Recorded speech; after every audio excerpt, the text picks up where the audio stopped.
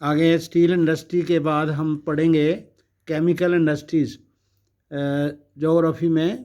The chemical industry in India is fast growing and diversifying. तो रासायनिक जो उद्योग हैं भारत में बहुत तेज़ी से वो बढ़ रहे हैं, और डाइवर्सिफाइंग का मतलब किस्म किस्म के हैं।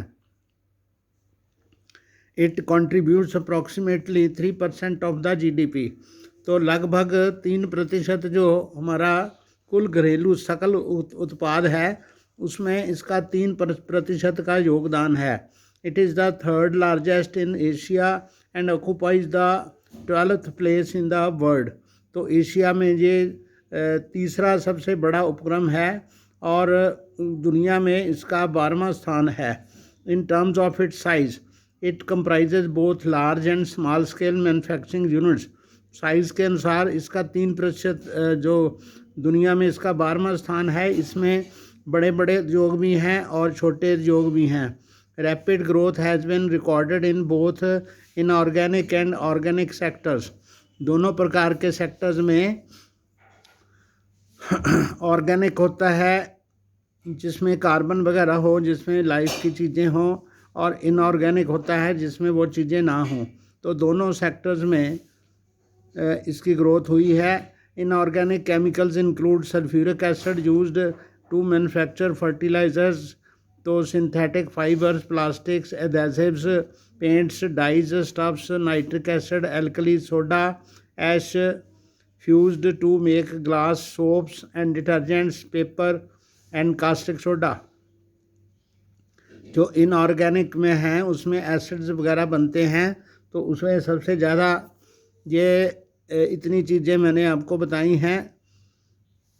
सल्फ्यूरिक एसिड बनता है जिससे फर्टिलाइज़र्स बनती हैं, जिससे सिंथेटिक फाइबर्स बनते हैं, प्लास्टिक्स बनते हैं, एडहेसिव का मतलब होता है गूंद वगैरह, पेंट बनते हैं, डाइज रंग होते हैं जो वो बनते हैं, नाइट्रिक एसिड जो है, या अल्कलीज बनती हैं जैसे soda ash use to make glass, साबुन और डिटर्जेंट्स बनाने में इसका प्रयोग होता है, कागज़ बनाने में, और कास्टिक सोडा जो होता है ये भी अल्कली है।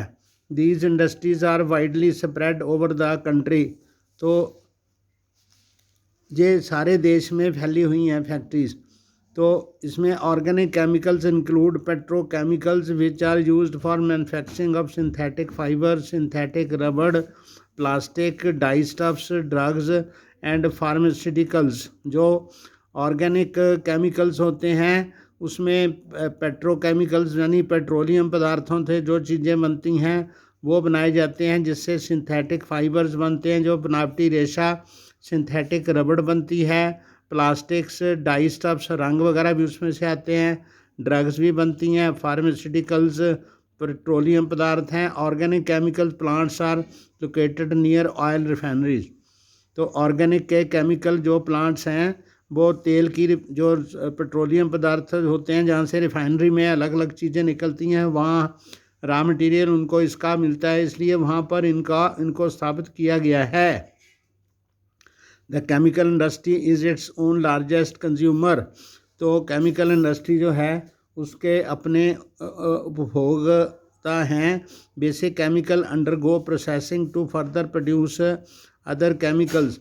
तो बहुत सारे जो बेसिक रासायनिक पदार्थ हैं उनसे दूसरे रासायनिक पदार्थ बनते हैं जो कि इंडस्ट्रियल एप्लीकेशन में यूज़ होते हैं, एग्रीकल्चर में, और डायरेक्टली कंज्यूमर मार्केट में उपलब्ध होते हैं। तो इसकी आप लिस्ट बना सकते हो, तो जिसके बारे में आपको पता है। आगे है fertiliser industry.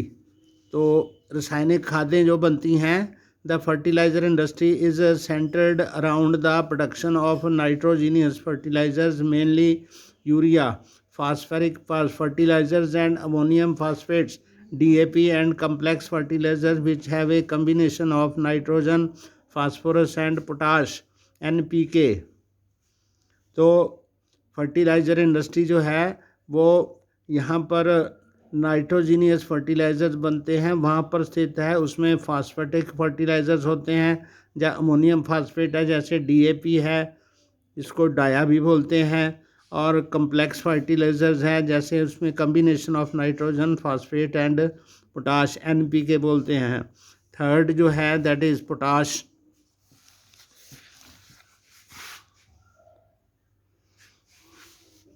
Potash is entirely imported as the country does not have any reserves of commercially usable potash or potassium compounds in any form। तो हमारे देश में ये पोटाश जो बनती है उसको व्यवसायीकरण द्वारा इसको बाहर भेजा जाता है, तो इसके ऐसे रिजर्व्स हमारे पास नहीं है जैसे उनको कमर्शली यूजेबल पोटाश हम बना सकें, potassium compounds in any form. तो India is the third largest producer of nitrogenous fertiliser. तो नाइट्रोजन वाले जो रासायनिक खाद्य हैं वो हमारे देश में सबसे ज़्यादा बनते हैं। तीसरा प्रमुख देश है भारत। There are 57 fertilizer units manufacturing nitrogenous and complex nitrogenous fertiliser.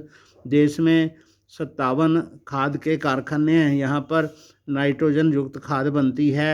29 urea के हैं और 9 जो हैं वो ammonium sulphate as by product उसके बनते हैं, जो 68 अदर छोटे यूनिट हैं जो कि सिंगल सुपर फास्फेट बनाते हैं। At present there are 10 public sector undertaking. तो पब्लिक सेक्टर का मतलब सरकारी कारखाने 10 and 1 in cooperative sector in Hazira in Gujarat under the fertilizer corporation limited.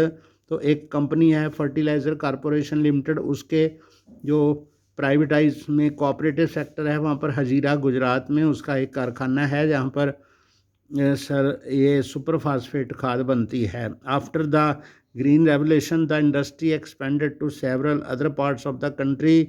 तो ग्रीन रेवोल्यूशन के बाद जब खाद की ज़्यादा ज़रूरत हुई तो इसकी जो उसका उद्योग था दूसरे देश के बाकी भागों में भी फैल गया। Gujarat, Tamil Nadu, Uttar Pradesh, Punjab and Kerala contributes towards half of the fertiliser production. तो आधी प्रोडक्शन जो है वो गुजरात, तमिलनाडु, उत्तर प्रदेश, पंजाब और केरला में होती है। Other significant producers are Andhra Pradesh, Orissa, Rajasthan, Bihar, Maharashtra, Assam, West Bengal, Goa, Delhi, Madhya Pradesh and Karnataka. तो ये स्टेट्स हैं, यहाँ पर हमारे खाद के कारखाने हैं। आगे एक बहुत उपयोगी जो सीमेंट है उसकी इंडस्ट्री के बारे में हम बात करेंगे। Cement is essential for construction activity. तो बिल्डिंग हाउसेज बनाने के लिए, घर बनाने के लिए, और जैसे कारखाना भी बनाना तो उसका भी एक बिल्डिंग बनेगी तो उसके लिए सीमेंट की आवश्यकता पड़ती है। फैक्ट्रीज बनाते हैं, ब्रिज बनाते हैं, रोड्स बनाते हैं, एयरपोर्ट्स, डैम्स और दूसरी कमर्शियल एस्टेब्लिशमेंट्स बनाते हैं। This industry requires bulky and heavy raw material.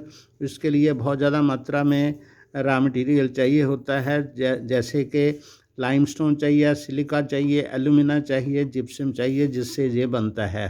Coal and electric power are needed apart from the rail transportation भी चाहिए, और कोयला, बिजली जो एनर्जी सोर्सेज हैं वो भी चाहिए। The industry has strategically located plants in Gujarat that have suitable access to the market in Gulf countries। तो ज़्यादा इसकी सीमेंट का जो फैक्ट्रीज़ हैं वो गुजरात में हैं, वहाँ से इसका ज़्यादा सामान गल्फ कंट्रीज़ को जाता है। The first cement plant was set up in Chennai in 1904। तो पहला सीमेंट का प्लांट 1904 में चेन्नई में बना था, जिसको पहले मद्रास कहते थे, मद्रास रेजिडेंसी थी। After independence the industry expanded the control of price and distribution since 1989। तो इसका जो प्राइस था उसको डी कंट्रोल किया गया, इसकी डिस्ट्रीब्यूशन भी लिमिटेड की गई 1989 में। तो आज़ादी के बाद other policy reforms led the cement industries to make rapid strides in capacity. तो बहुत सारे कारखाने इसके अलग कैपेसिटी से बने, तो प्रोसेस टेक्नोलॉजी बनी एंड द प्रोडक्शन उसका हुआ। There are 128 large plants. तो भारत में इसके 128 बड़े बड़े प्लांट्स हैं।